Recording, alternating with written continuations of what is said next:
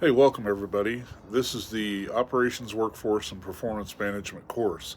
While this is part of your Operations Management degree program, this is an HR course. Now, you don't need to be an HR expert. You probably don't have a lot of HR experience, and that's okay because this is why we're taking this course, is to talk a little bit about what HR is and how you can utilize this information when you partner with your human resource professionals to take care of the organization.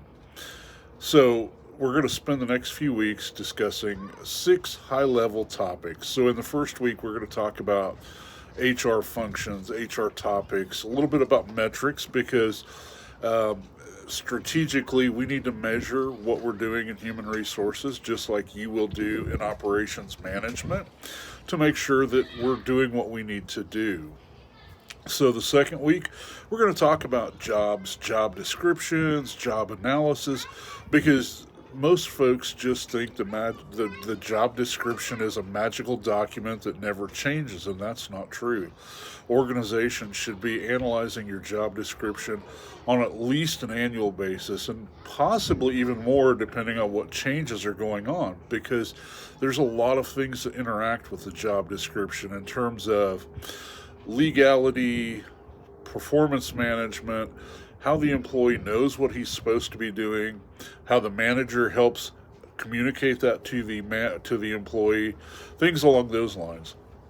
Week 3, we kind of get into a little bit more of the hiring and interviewing. Now, as operations manager, this is an area you're probably going to be deeply involved with because you're going to be interviewing that talent that you need to fill those jobs. And, there's some intricacies about things you can ask and things you can't ask and things you should or shouldn't do as part of best practices. Week 4, we talk about everybody's favorite thing, compensation. We dabble a little bit into benefits. We're going to also look at some employer classifications because, particularly over the past few years, employment classifications have been a major issue in the courts and different areas because some organizations try and skirt those legal required issues by saying, oh, Joe's an independent contractor when he's actually an employee. There's also times when we talk about somebody and we may want to use them as an independent contractor versus an employee. So things of that nature.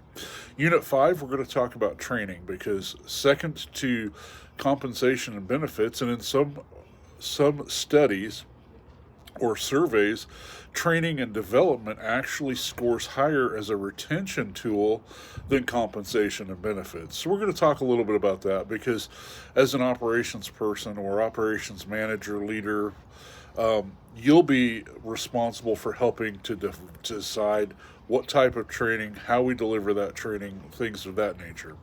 And then, of course, in Unit 6, we're going to wrap up. We're going to talk about labor relations. Now, it's important to note that when I talk about labor relations, I'm dealing specifically with unionized workforces versus employee relations, which includes both labor or non-unionized workforces. We're also going to talk about OSHA. And with this current political administration, there's a lot of changes there.